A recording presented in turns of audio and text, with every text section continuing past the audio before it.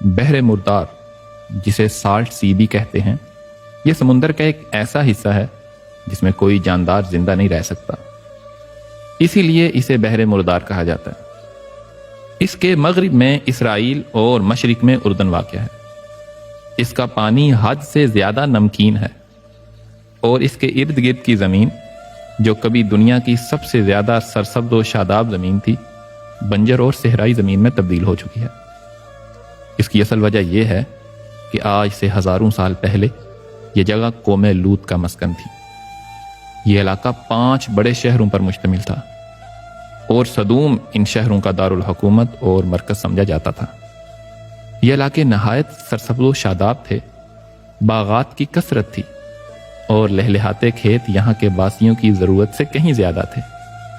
یہاں کے رہائشی بہت فاسق و فاجر، انتہائی بد فطرت، بے حد بد کردار اور بہت سے گناہوں میں مبتلا تھے۔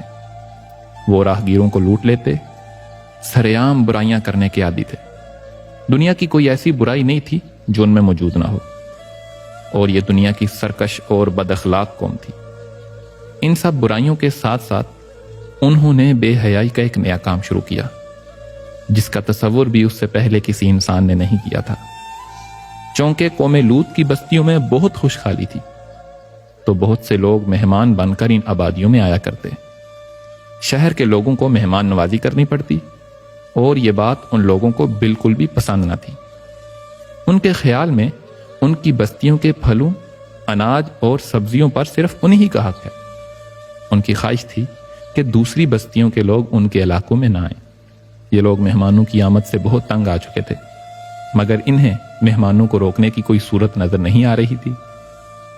ایک دن بستی کے لوگ باہر سے آنے والوں کو روکنے کے طریقے پہ غور کر رہے تھے کہ ابلیس ایک بوڑھے کی شکل میں آیا اور ان لوگوں سے کہا، اگر تم ان لوگوں سے پیچھا چھڑانا چاہتے ہو تو میرے کہنے پر عمل کرو، اور جب بھی کوئی مہمان تمہاری بستی میں آئے تو تم زبردستی اس کے ساتھ بدفعلی کرو۔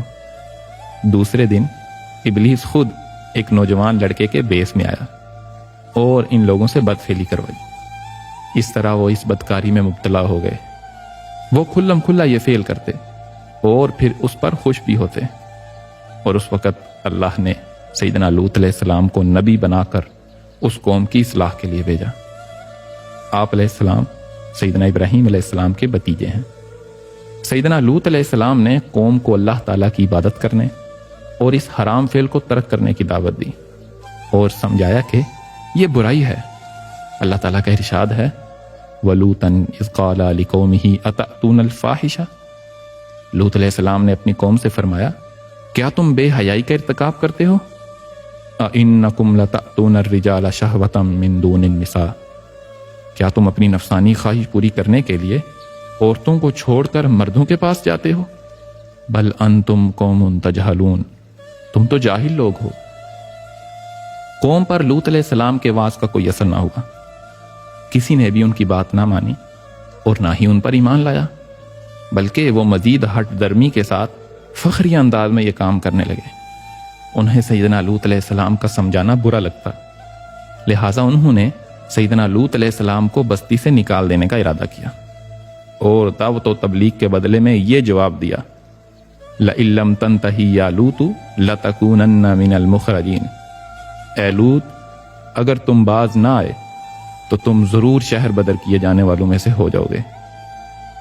سیدنا لوط علیہ السلام اس جواب پر مایوس ہونے کے بجائے قوم کو راہ راست پر لانے کی کوشش میں مصروف رہے، لیکن اس قوم نے خود ہی عذاب کا مطالبہ کر دیا اور کہنے لگے، قَالُوا ائْتِنَا بِعَذَابِ اللَّهِ إِن كُنتَ مِنَ الصَّادِقِينَ۔ اگر تم سچے ہو تو ہم پر اللہ کا عذاب لے آؤ۔ قوم کے اس مطالبے کے بعد سیدنا لوط علیہ السلام کو یقین ہو گیا کہ اب یہ راہ راست پر آنے والے نہیں، تو انہوں نے اللہ عز و جل سے دعا کی، رب انصرنی علی القوم المفسدین۔ اے میرے رب، ان فساد کرنے والی قوم کے مقابلے میں میری مدد فرما۔ اللہ تعالیٰ نے لوط علیہ السلام کی دعا کو قبول فرمایا اور فرشتوں کے ذریعے آپ کی مدد فرمائی۔ یہ فرشتے پہلے سیدنا ابراہیم علیہ السلام کے پاس آئے اور انہیں ایک دانشمند بیٹے کی بشارت سنائی۔ سیدنا ابراہیم علیہ السلام نے فرمایا، اللہ کے بھیجے ہوئے فرشتوں، تمہارا اس کے علاوہ اور کیا مقصد ہے؟ وہ کہنے لگے ہم گناہگار قوم کی طرف بھیجے گئے ہیں تاکہ ان کو ہلاک کر دیں۔ دراصل سیدنا ابراہیم علیہ السلام فکر مند تھے کہ دراصل وہاں سیدنا لوط علیہ السلام بھی تو ہیں۔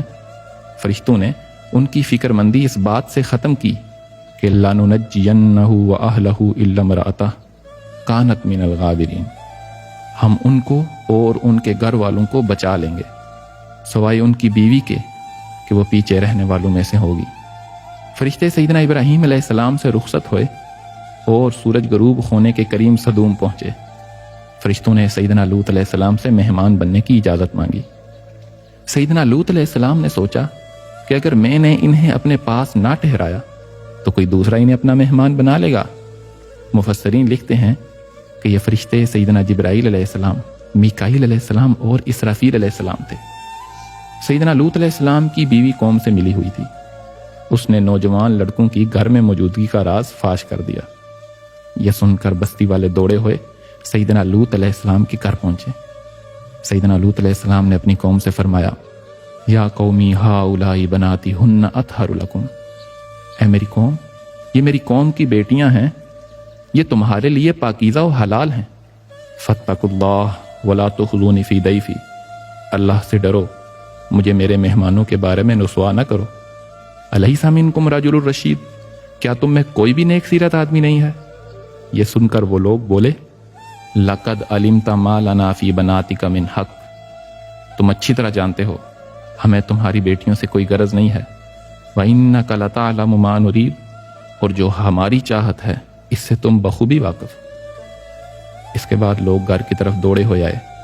سیدنا لوط علیہ السلام نے گھر کے دروازے بند کر لیے۔ لوگوں نے گھر کا گھیراؤ کر لیا اور ان میں سے کچھ لوگ تو گھر کی دیوار پر بھی چڑھنے کی کوشش کرنے لگے۔ فرشتے یہ سب منظر دیکھ رہے تھے۔ پھر فرشتوں نے حقیقت سے پردہ اٹھاتے ہوئے فرمایا اے لوط، ہم آپ کے رب کے بھیجے ہوئے ہیں، یہ لوگ آپ تک ہرگز نہ پہنچ سکیں گے۔ آپ اپنے گھر والوں کو رات کے کسی حصے میں لے کر نکل جائیں اور کوئی بھی مڑ کر پیچھے نہ دیکھے۔ ہاں، اپنی بیوی کو ساتھ نہ لینا، یقیناً اسے بھی وہی عذاب پہنچنے والا ہے جو انہیں پہنچے گا، بے شک ان کے عذاب کا مقررہ وقت صبح کا ہے۔ سیدنا لوط علیہ السلام حقیقت جان کر مطمئن ہو گئے اور اپنے اہل خانہ کے ساتھ رات ہی کو نکل گئے۔ قوم لوط سیدنا لوط علیہ السلام کے گھر کا دروازہ توڑنے پر بضد تھی، تو سیدنا جبرائیل علیہ السلام نے اپنے پر کا ایک کونا انہیں مارا جس سے وہ اندھے ہو گئے۔ یہ خاص عذاب ان لوگوں کو پہنچا جو سیدنا لوط علیہ السلام کی طرف بدنیتی سے گئے تھے۔ صبح عام عذاب میں پوری قوم تباہ ہو گئی۔ قرآن پاک میں ارشاد ہے وَلَقَدْ رَاوَدُوهُ عَنْ ضَيْفِهِ فَطَمَسْنَا أَعْيُنَهُمْ، ان لوگوں نے لوط علیہ السلام سے ان کے مہمانوں کو چھین لینے کا ارادہ کیا تو ہم نے ان کی آنکھیں اندھی کر دیں۔